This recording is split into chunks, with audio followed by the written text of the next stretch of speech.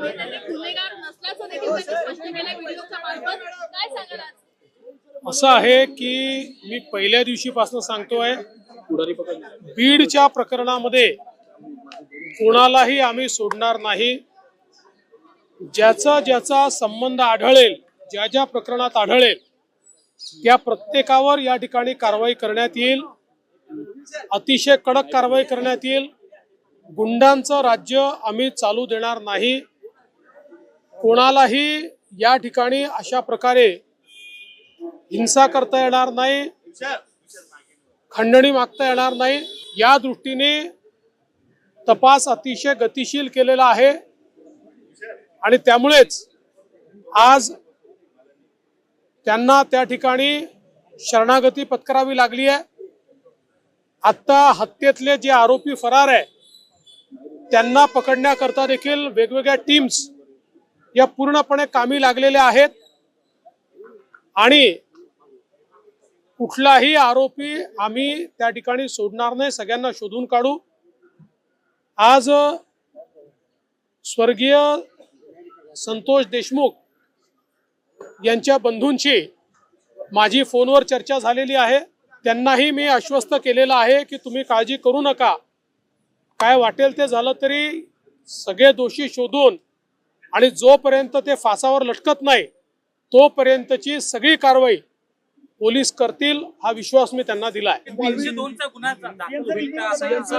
कोणचा गुन्हा दाखल होईल, कसा होईल हे सगळं पोलीस सांगतील. हे पोलिसांचं काम आहे.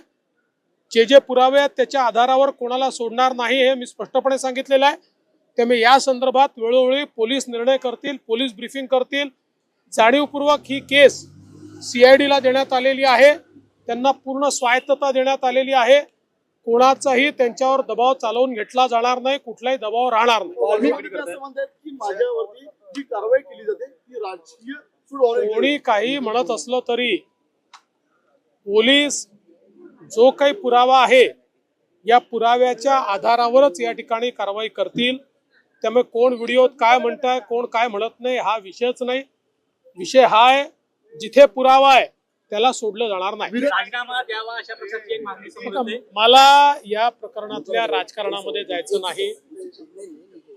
मी पहिलेपासून सांगतो, कोणाही विरुद्ध पुरावा असेल तर द्या. ज्याच्या विरुद्ध पुरावा असेल आम्ही शोधतोय, कोणाजवळ दुसऱ्याजवळ असेल त्यांनी पण द्यावा.